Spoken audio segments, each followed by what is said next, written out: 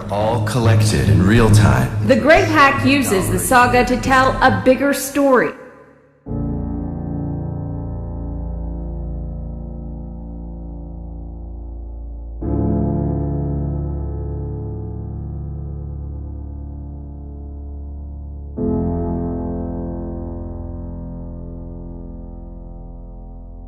But for the sake of clarity, let's just put that aside.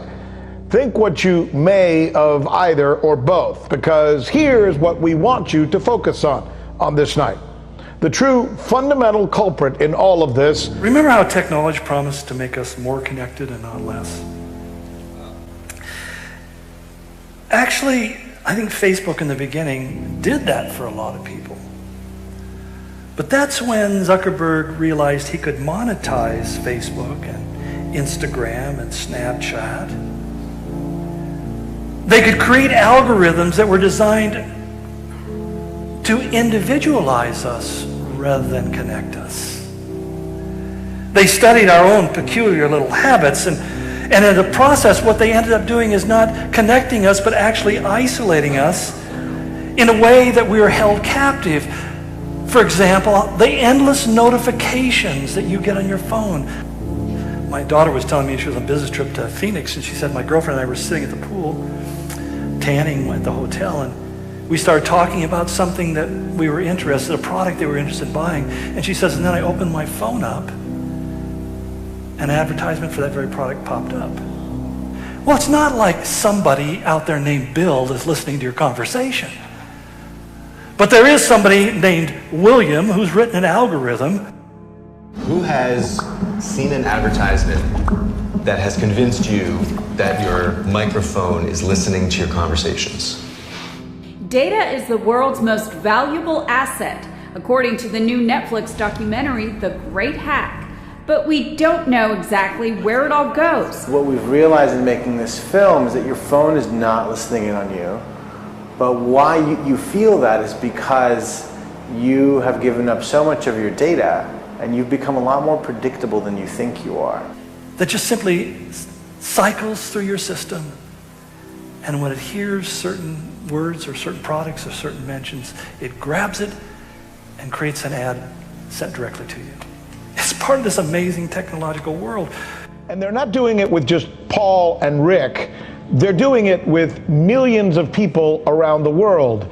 And the more people and the more data that they get, the more money they make. Is that correct, as rudimentary as it may sound? Yeah, exactly. I mean, the profiling gets more and more precise. As we engage with this material, we help them profile us more and more precisely.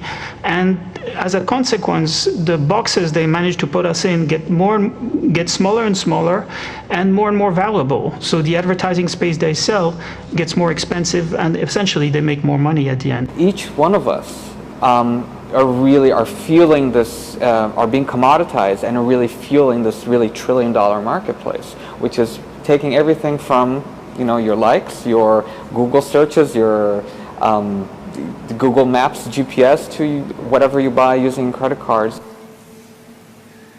But what ends up happening is people stop having serious conversations about anything that matters. They may have chats, but they don't have heart-to-hearts.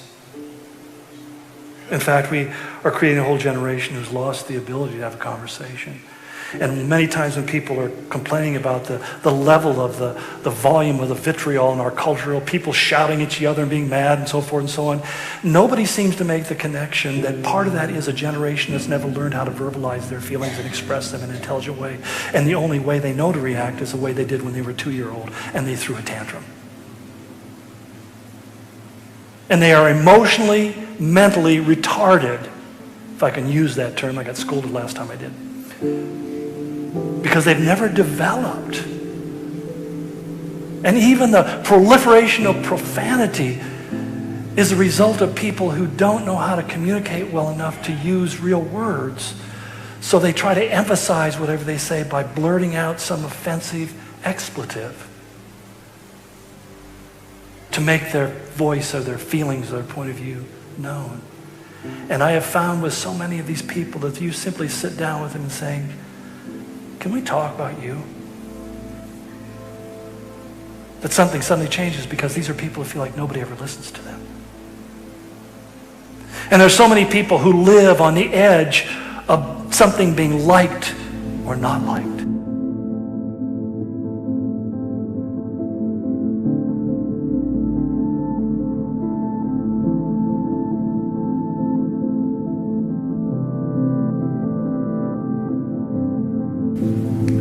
The fact that even now, this service that we're listening to, and it's a neat thing to see something like that you can have this great impact, that we can reach around the world through things like Facebook or YouTube or podcasts or websites and all the rest of this stuff, Twitter and so forth. But at the same time, what is beginning to develop is a YouTube subculture of Christians who never darken the door of a church. But their entire spiritual experience is watching it on TV or watching it on the computer or on their phone.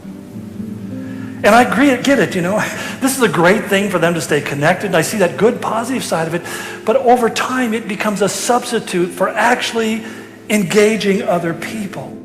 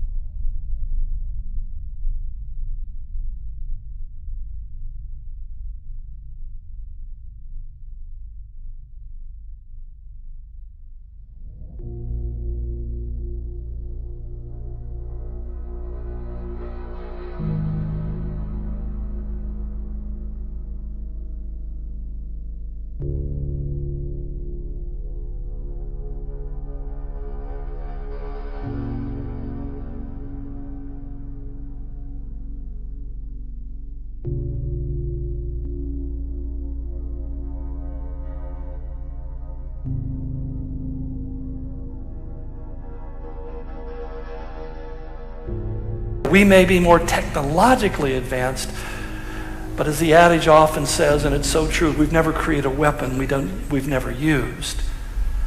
The reality is we may advance our technology, but eventually the technology becomes the way in which we create more death and destruction rather than less.